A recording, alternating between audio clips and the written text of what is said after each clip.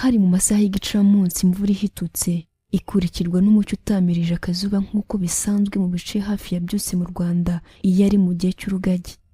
Umuhanda uva kuri paruwasi ya Kamonyi wari wuzuye abantu bavuye muri misa ya kabiri. Mukamwiza yahagatiye umuhungu we w'imfura Cyuzuzo ari kumwe n'umugabo w'imigambi bihuta bagana mu rugo rw'umuturanyi wabo akaba n'inshuti magara yabo Karenzi wari wabatumiye mu birori byo kwita izina umukobwa wabo w'uburiza. Bageze kwa Karenzi basanze abatumirwa bahageze bicaye baganira na ba nyir'urugo ari nako bica akanyota.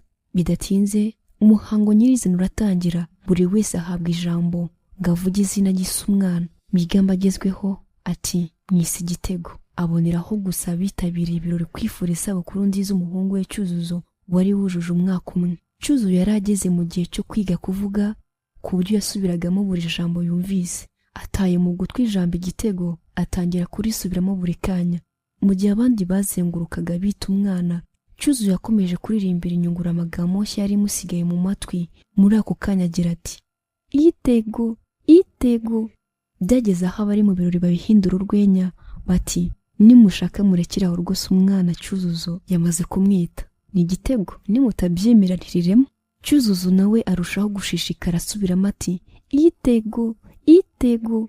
Kera kabaye Karenzi yafashe ijambo yunga mu by'abandi bavugaga aho mu gishizi ni Igitego. Umukobwa w'uburiza abonye izina. Bose bakoma amashyi ndetse ababyeyi bavuza impundu z'urwunge bungamo bati ni Igitego rwose na Cyuzuzo yabihaye umugisha. Cyuzuzo nawe yumvise rya jambo ryakomeje kunyura mu matwi ye atera hejuru ati Igitego, Igitego. Mu byishimo byinshi abari aho bose baraseka baratembagara maze bamuha amashyi y'urufaya. Ibirori byarakomeje basangira amafunguro bateguriwe. Bugorobye abashyitsi barasezera barataha. Migambi na Karenzi bari inshuti magara bizwi na bose mu mudugudu wa Kamonyi aho bari batuye. Imiryango yabo yaruzuraga bagasangira byose, ibirori n'ibyago. Cyuzuzo muri icyo kigero cyo kwiga kuvuga yakomeje kujya yirirwa aririmba Igitego. Nyina nawe akamubwira atebye ati ngwino tujye kureba icyo Gitego wibaruriyeho ma. Akamuterura bakajyana gusuhuza abaturanyi babo. Byageze aho Cyuzuzo arabimenyera akajya bivuga iteka abonye umuntu wo kwa Karenzi cyangwa ashaka kujyayo. Igitego amaze gukura bakunda kumujyana kwa Migambi agakina na Cyuzuzo. Bageze aho Igitego nawe yirirwaga atabonye Cyuzuzo akabasarana kugeza amubonye.